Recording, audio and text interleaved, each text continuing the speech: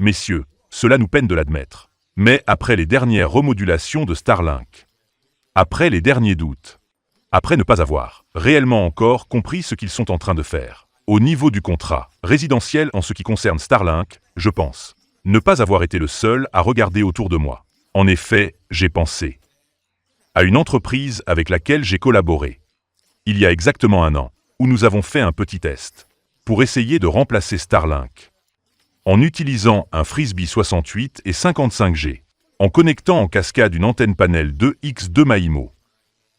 Nous avions pratiquement reproduit ici en studio les mêmes résultats que Starlink. Test très réussi. Sauf qu'ensuite Tim nous avait imposé une limite. Et là j'ai compris qu'en fait, il faut prendre une SIM spécialement conçue pour pouvoir fonctionner via la 5G, et ainsi pouvoir l'insérer à l'intérieur du routeur. Sinon, justement, Tim vous met un frein.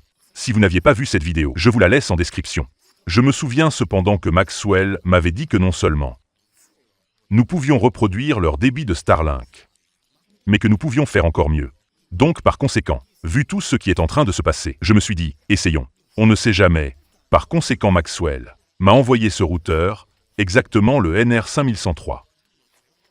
Un routeur de Sisel, auquel il faut associer 2 antennes. La toute première s'appelle Cubic et c'est une antenne omnidirectionnelle. C'est-à-dire, autrement dit, vous n'avez pas besoin de la pointeur vers l'antenne, elle fonctionne de manière indifférenciée précisément parce qu'elle envoie le signal tout autour, étant justement omnidirectionnelle. Et puis on m'a dit, très bien, tu veux faire encore plus. À la place de la 2X2 MaINO, on t'envoie la 4X4 MaINO. Toujours en panel, celle-ci, oui, doit être dirigée vers l'antenne.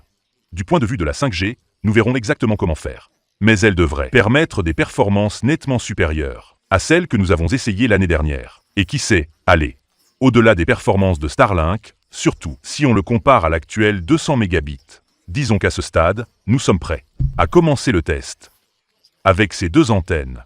Commençons par ce que m'a envoyé Maxwell, parce qu'ici il n'y a pas qu'une seule antenne, mais un setup complet, conçu pour faire vraiment fonctionner le 4X4 MaINO. Le routeur est exactement le Zixel NR5103, un routeur 5G indoor avec support NSA et SA, Wi-Fi 6 et surtout une plateforme pensée pour le Fixed Wireless Access. Traduit plus simplement, c'est le type de produit qu'il est logique d'utiliser quand on veut savoir si une connexion 5G peut vraiment devenir une solution sérieuse. Pour la maison ou pour votre bureau. Sur le papier, il atteint jusqu'à 4,67 gigabits par seconde en téléchargement en 5G et jusqu'à 1,6 gigabits par seconde en 4G LTE, évidemment. Ce sont des chiffres théoriques, mais ils nous font déjà comprendre que le goulot d'étranglement est vraiment plus que brisé et souvent le signal. Ensuite nous avons la première antenne que je vais déballer, c'est-à-dire la N Master Cubic 4 CLP, autrement dit la Cubic 4X4 MaINO. Ici la philosophie est très simple, c'est une antenne omnidirectionnelle, donc elle ne doit pas être pointée avec la même précision qu'une directive, elle est bien plus flexible. Elle peut être utilisée aussi bien en intérieur qu'en extérieur et elle est conçue pour des scénarios plus pratiques, comme par exemple maison, bureau, routeur, appareil, IoT qui doivent fonctionner en continu. Elle est aussi légèrement mieux protégée des intempéries car la Cubic atteint IP67. Après la Cubic, passons à la deuxième antenne qu'on m'a envoyée, c'est-à-dire la panel 4X4 MaINO de Maxwell. Le modèle est celui que je mets en superposition. Trop long à lire. Celle-ci est l'antenne la plus technique du kit. C'est une directive extérieure. Elle travaille de 600 à 8000 MHz, atteint jusqu'à 10 dB. De gain maximal déclaré, utilise 4 éléments. Linéaire et est conçue pour être pointée vers le relais pour améliorer la réception. Physiquement, c'est aussi la plus importante des deux. On parle de 25,8 x 25, 8 cm et d'épaisseur, d'un peu plus de 4 cm. Les câbles font environ 2 mètres et ont une certification IP66, donc utile pour l'extérieur, pour le pointage et le contrôle maximal. Une chose importante dont je sais qu'elle peut peut-être générer de la confusion, c'est que dans l'emballage, on ne trouve pas seulement les antennes mais aussi des câbles. Adaptateurs SMA vers PS9 et accessoires pour la fixation, et c'est une partie fondamentale parce que dans ce setup, souvent le problème n'est pas le produit en lui-même mais le fait que les gens ne sachent pas bien comment le connecter ou à quoi s'attendre vraiment de la Cubic à la panel. Avant de passer cependant à l'installation proprement dite, nous devons clarifier 2 ou 3 choses. Ces 2 antennes ne sont pas interchangeables dans la façon dont elles ont été conçues. Toutes les 2 ont été conçues pour améliorer le signal, en particulier connectées aux routeurs XL dans ce cas. Mais elles le font avec une logique différente. La panel est une solution plus technique. Étant directive, elle a beaucoup plus de sens si vous pouvez l'installer à l'extérieur. Vous devez identifier le point correct Maintenant je vous montre comment. L'orienter vers le relais. Et essayer de l'installer de la manière la plus stable possible, via les supports présents dans l'emballage. C'est la solution. Si vous voulez extraire le maximum de la 5G, la Cubic en revanche est omnidirectionnelle. Cela signifie qu'elle ne nécessite pas la même orientation que la panel vers le relais. Et c'est précisément pour cela, disons, qu'elle est bien plus simple à gérer dans la vie réelle. Mais évidemment, elle a des performances inférieures. C'est une solution plus flexible, plus pratique. Et elle peut avoir du sens quand on veut améliorer le signal, sans se mettre à faire une installation trop technique. Il y a cependant une règle, qui vaut pour les deux antennes. Les antennes ne doivent pas être montées là où c'est plus pratique, mais là où le signal est meilleur. Et pour le savoir, il vous suffit de prendre un smartphone Android et un smartphone iOS. Cette procédure vaut pour les deux, pour identifier où le signal 4G et 5G est meilleur. Par conséquent, commençons avec le smartphone Android. Et ensuite, je vous montre la même procédure avec le smartphone iOS. Pour comprendre où le placer, il nous suffit d'aller sur le Play Store, dans le cas d'Android, et chercher l'application LTE Discovery. Installons l'application.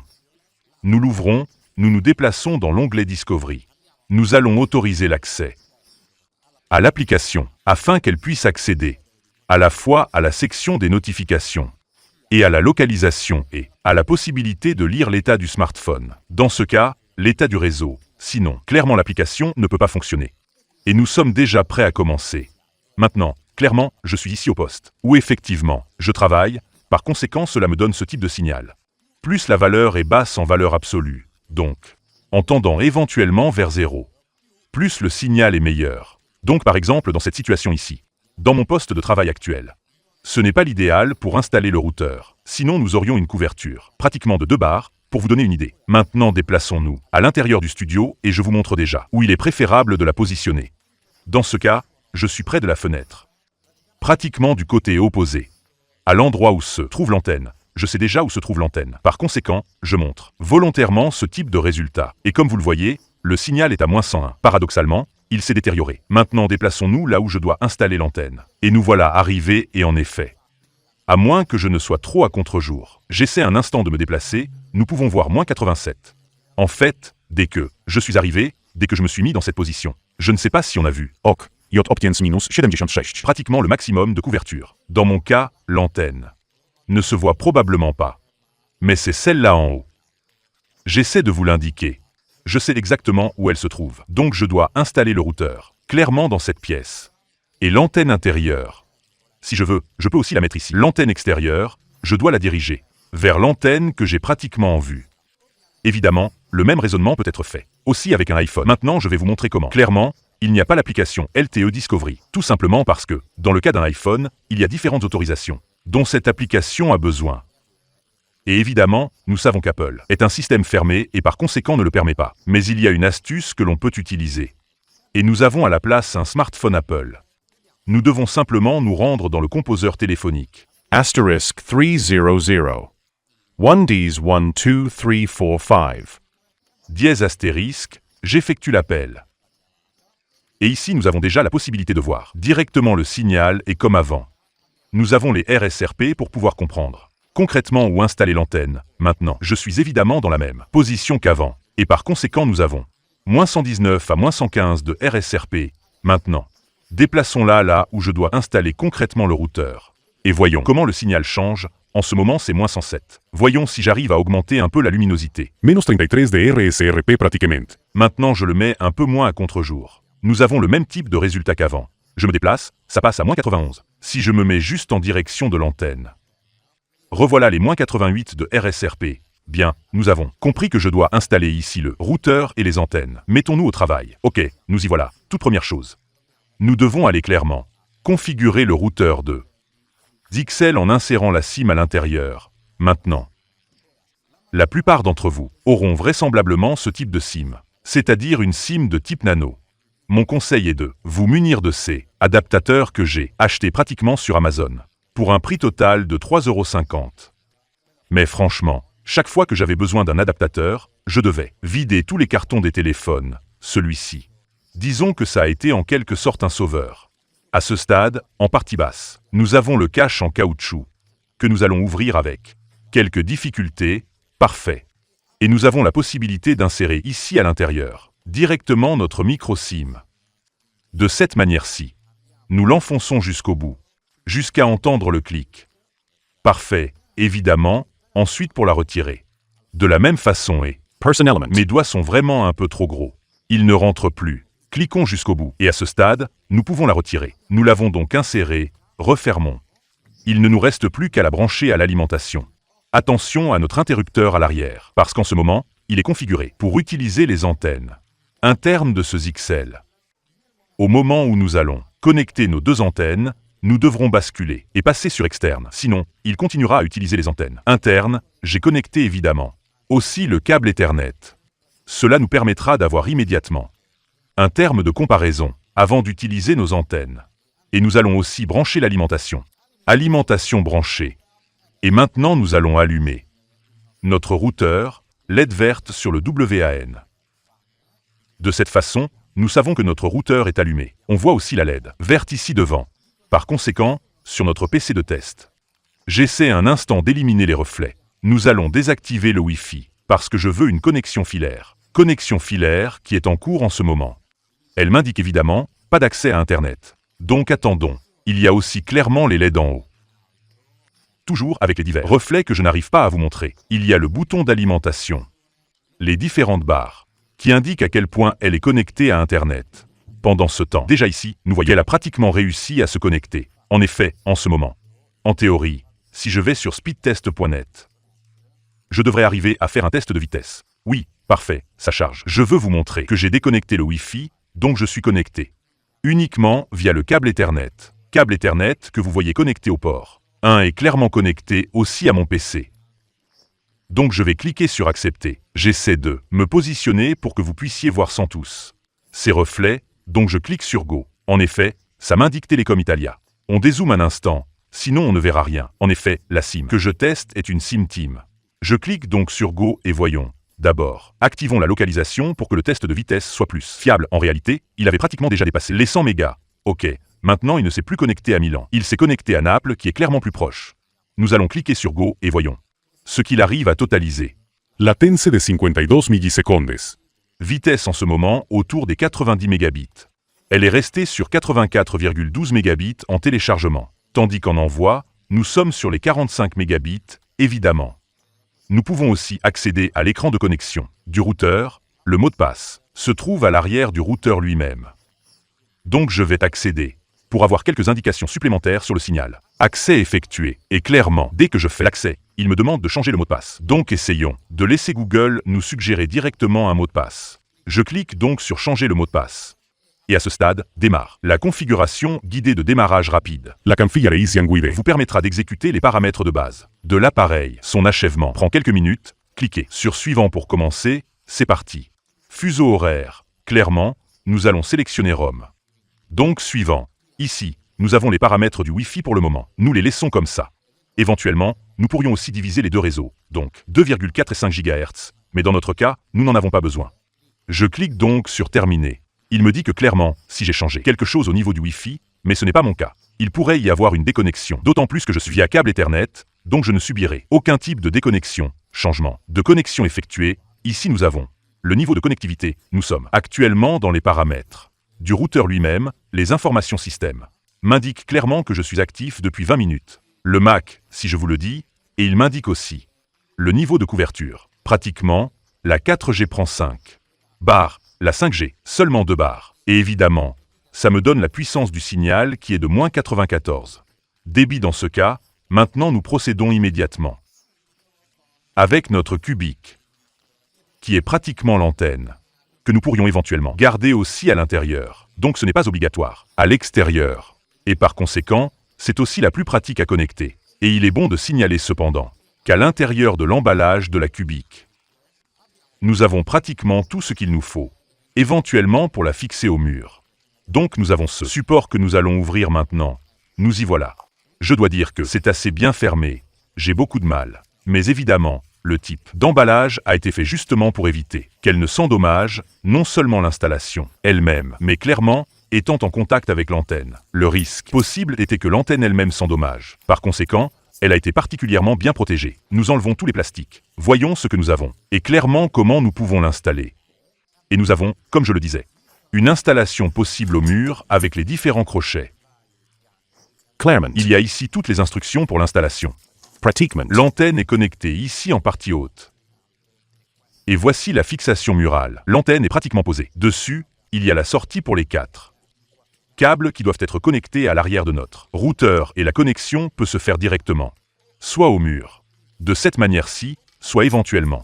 Ce qui, selon moi, est très intéressant. Nous pouvons la fixer à un poteau. Si nous avons un poteau à l'extérieur, peut-être sous elle, au vent, donc dans notre cas, pratiquement ici, sous le balcon, où nous voulons concrètement la connecter et nous pourrions utiliser. Maintenant, je vais vous les montrer. Ces fixations pratiquement spécialement conçues, disons que plutôt que de vous le montrer, je vais vous montrer directement l'image, donc avec la fixation spécialement conçue de cette manière-ci, pratiquement. On l'insère à l'arrière, avec l'antenne en haut, pratiquement.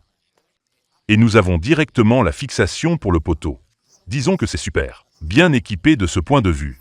Donc nous n'avons vraiment aucun type de problème pour la connexion. Vraiment, dans mon cas, je ne vais pas faire tout ça maintenant. D'autant plus que mon intention, hormis la cubique qui est très pratique, est de vérifier et, au maximum, si je dois me trouver particulièrement bien, d'essayer directement la panel.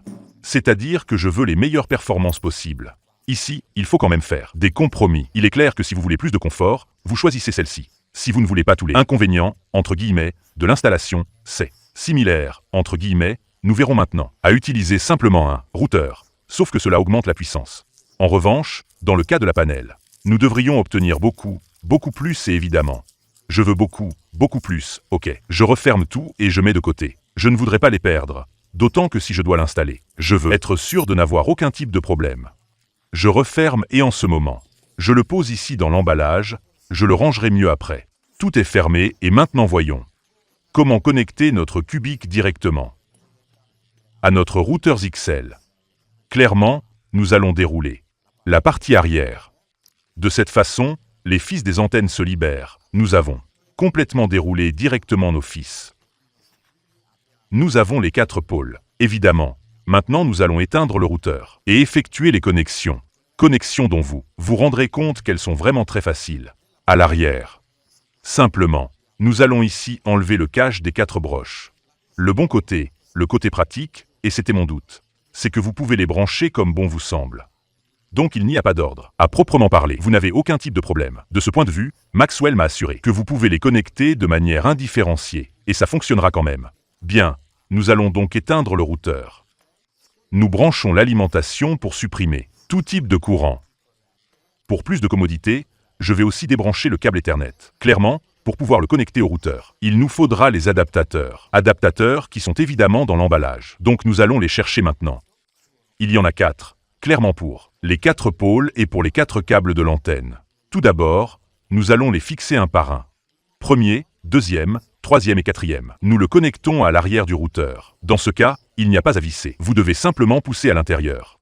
Premier, deuxième, troisième et quatrième. Vérifions qu'ils sont tous bien connectés. Il semblerait que oui, à ce stade, comme je vous le disais. Vous devez déplacer l'interrupteur d'interne à externe de cette façon. Il alimentera directement notre cubique. Cubique qui, comme nous l'avons dit, peut être mise dans n'importe quel type de position. Donc simplement, je vais la positionner ici, directement sur le bureau. Nous rebranchons le câble Ethernet sur le port 1.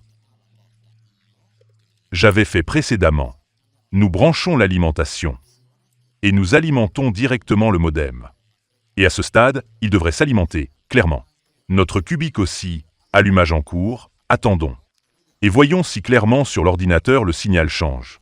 Nous ouvrons déjà la page du test de vitesse, même si maintenant, évidemment, elle nous dira que nous ne sommes pas connectés, donc attendons qu'elle se connecte pour faire immédiatement une comparaison rapide. Évidemment, faites particulièrement attention à la question de l'interrupteur, car vous pourriez tout connecter et penser à tort. Qu'il détecte automatiquement, en quelque sorte les antennes externes, les câbles externes qui entrent directement à l'intérieur du routeur, il comprend automatiquement qu'il doit utiliser les antennes externes. Ce n'est pas le cas, donc je vous recommande d'y faire attention à la connexion, sinon, ça pourrait tout simplement ne pas fonctionner. Pendant ce temps, ici, ça se connecte. Je ne sais pas si j'arrive à vous faire bien voir les LED. Je pense que, de cette façon, on voit. Attendons encore un instant. Et maintenant, ça devrait être connecté. J'ai déplacé le notebook de façon à ce que vous puissiez me voir un peu mieux. Le cube qui, en ce moment, est positionné pratiquement sur le bureau. Et nous allons effectuer notre tout premier test de vitesse. Test de vitesse en cours, 41 millisecondes de latence. Et nous avons pratiquement déjà doublé. Fantastique. Nous sommes sur les 200 mégabits et nous sommes à l'intérieur. Les amis, vous pouvez connecter celle-ci à l'extérieur. Même sous un auvent et nous utilisons la cubique, nous n'utilisons pas encore la panel. Et imaginez ce que nous arriverons à obtenir avec la panel. Nous avons pratiquement presque 200 megabits en telechargement. Et en envoi, nous frôlons les 70 mégabits. Fantastique. Voyons en accédant. Directement à l'écran. Même si maintenant, évidemment, il va me redemander le mot de passe, que j'ai évidemment oublié. Pendant ce temps, le test de vitesse est terminé. 194,52 megabits en telechargement. Nous avons dépassé les 70 mégabits en envoi. Vraiment un résultat. Tout à fait honorable. Maintenant, nous allons nous connecter, parce que je veux vous montrer à nouveau l'écran d'accès, comme dit. C'est objectivement l'antenne la plus pratique. Nous avons pratiquement doublé les débits. En résumé, nous avons seulement connecté 4 câbles, nous n'avons rien fait d'autre. Celle-là est clairement un peu plus compliquée. Mais j'espère obtenir des résultats encore meilleurs. Faisons la connexion. Connexion effectuée et regardez la différence. Excusez-moi pendant que je remets le routeur. About 5G, 5 bars. Et pratiquement, en utilisant simplement la cubique, nous avons complété la couverture 5G. C'était vraiment fantastique. J'espère obtenir des résultats encore meilleurs avec la panel, mais déjà, cela a été un bond en avant. Vraiment, vraiment phénoménal. En effet, si on descend, la puissance du signal reste la même. Mais le niveau de connexion cellulaire A pratiquement grimpé en flèche. Très bien. Satisfait de cette cubique. Maintenant, les attentes pour la panel augmentent vraiment énormément. Donc, comme avant, nous allons éteindre notre routeur, débranchons l'alimentation. Débranchons le câble Ethernet, débranchons les câbles. Faites très attention car ils sont fragiles. Vous devez tirer, oui avec un peu de force. Mais clairement, n'allez pas les tirer latéralement, sinon le risque est de les casser. Bien, tirez de cette manière-ci. Mettons notre cubique de côté. Et nous voilà devant elle, la panel. Maintenant, évidemment, la panel. Je répète, je ne sais pas si vous arrivez à voir, mais moi, je l'ai bien visible. L'antenne exactement dans cette direction. Plus les câbles de l'antenne sont longs, plus le signal se détériore. Donc moi, maintenant, je vais faire le test. Directement ici à l'intérieur, en essayant de poser la parabole de cette manière. En fait, nous ferons un test. En posant la parabole comme ça. Donc dirigé vers notre antenne, et un test. Orienté exactement à l'opposé, pour vous montrer à quel point il est important de diriger cette antenne, donc, nous devons débrancher les adaptateurs ici. Et il s'agit simplement de les dévisser. Retirer les 4 adaptateurs. Pratiquement à l'intérieur de l'emballage de la panel. Nous avons les rallonges au niveau des câbles. Donc si on veut, nous pourrions utiliser directement ces rallonges si nous avons besoin d'eux. Avoir directement une plus grande longueur. Comme dit, au-delà d'une certaine longueur. Le signal a tendance à se détériorer, donc si possible, connectez le routeur le plus possible. Près de la fenêtre et puis, clairement, près de notre antenne. Panel pour éviter ce type de problème. Aussi pour la panel, nous avons la connexion directement au tube, là, si vous le voulez.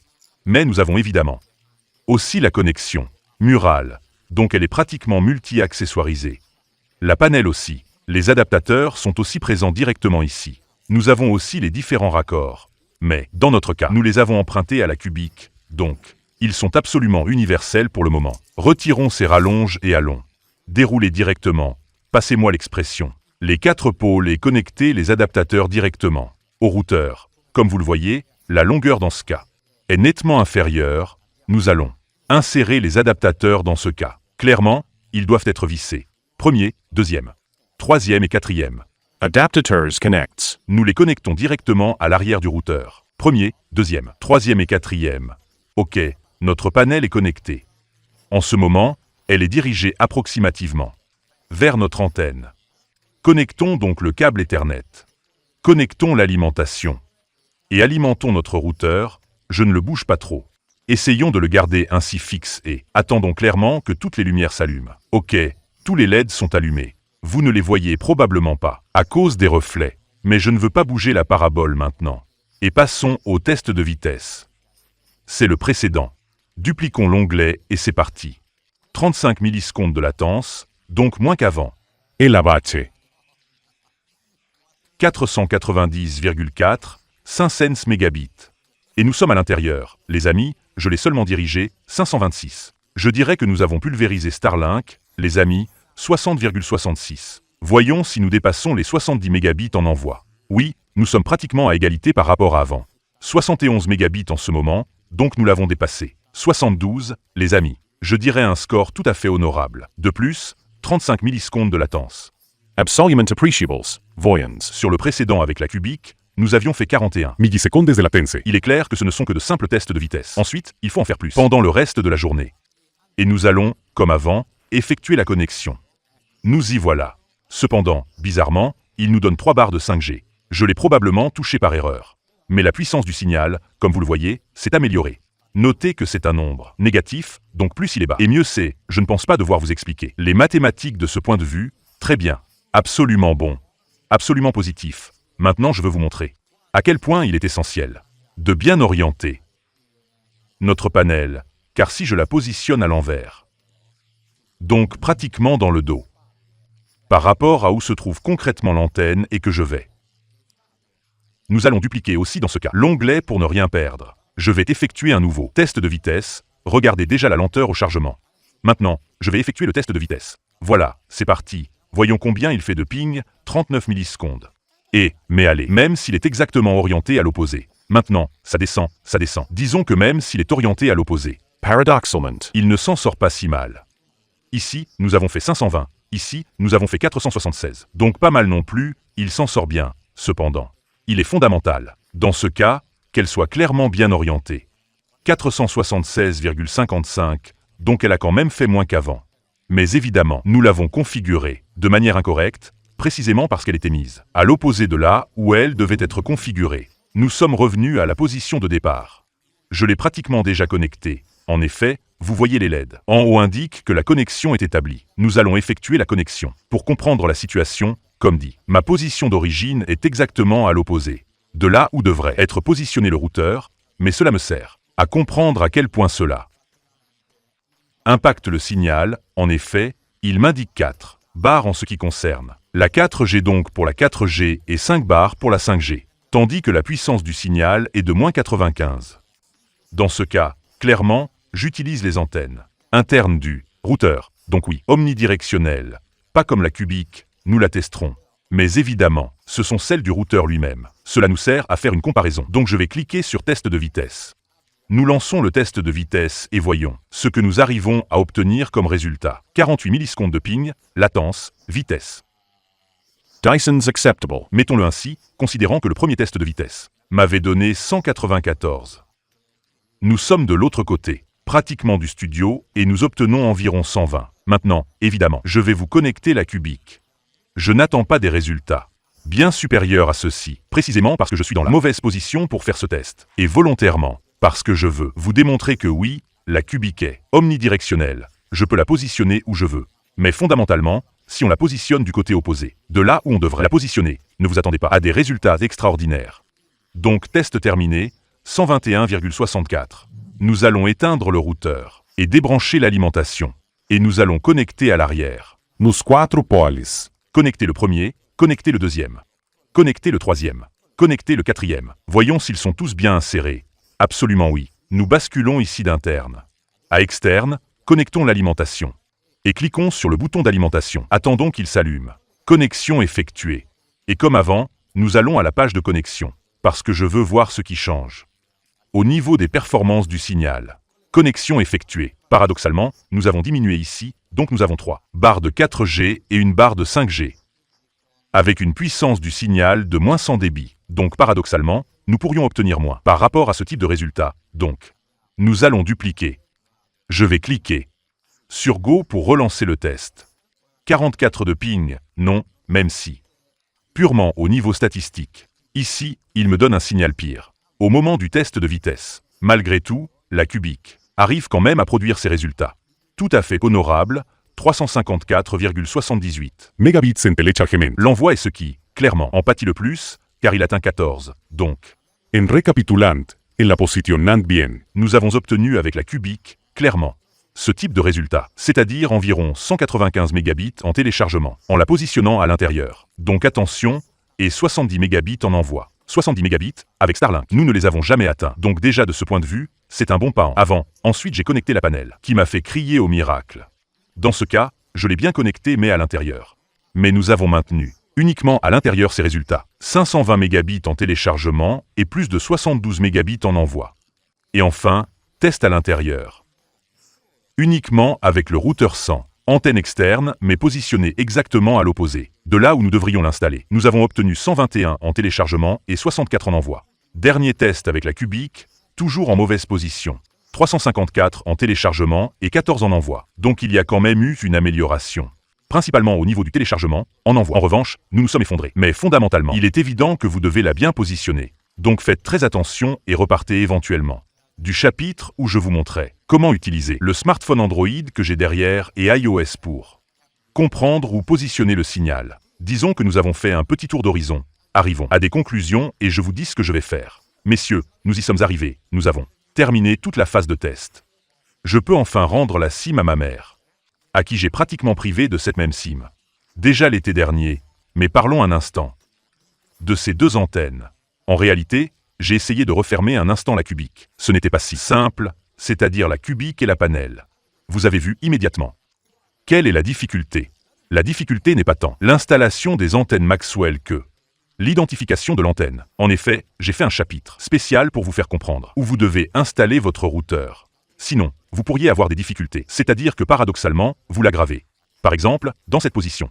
Par rapport à l'améliorer. Donc la toute première phase à laquelle vous devez prêter attention est d'identifier l'antenne. Une fois que vous avez identifié l'antenne, vous devez choisir le niveau de confort et de performance. Ce que je veux dire, nous avons vu que, au moment où j'ai connecté la panel, les performances ont objectivement été monstrueuses, 524 Megabits en téléchargement. un peu plus. C'est quelque chose que, avec Starlink, je n'ai pratiquement jamais atteint. Et je l'avais mise pratiquement sur le bureau.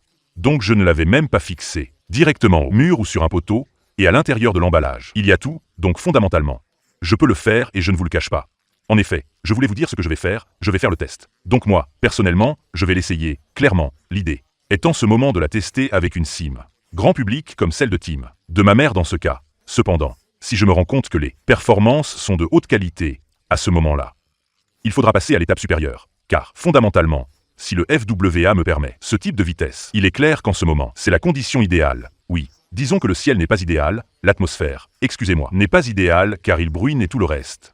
Mais malgré la bruine, les résultats ont quand même été tout à fait honorables. Imaginez ensuite, par beau temps, j'ai fait entrer pratiquement, je ne sais pas combien de mouches, donc si vous voyez, des mouches volées, c'est entièrement de ma faute. Il faut le tester non seulement à différents moments de la journée, pour comprendre aussi à quel point l'antenne elle-même est encombrée, mais en même temps, il faut aussi le tester avec différentes conditions météorologiques, donc peut-être le soir, avec la congestion, ou quand il pleut pratiquement à verse. Donc, au niveau des performances, il est clair que celle qui m'a le plus surpris, c'est celle-ci. Mais il faut dire que c'est aussi la plus complexe à monter, justement, parce qu'en théorie, vous la prenez pour la positionner à l'extérieur, et par conséquent, vous devez ensuite amener le signal à l'intérieur de votre studio, de votre maison, et ainsi de suite. Et cela pourrait vous causer clairement quelques complications. Donc, par conséquent, si vous voulez simplement améliorer le signal, à ce moment-là, j'irai vers la Cubic qui, fondamentalement, m'a surpris. Parce que je ne m'attendais pas à ce type de résultat. Nous avons égalé les mêmes résultats que Starlink. Et ok, de ce point de vue, disons que c'est un excellent remplacement. Ensuite,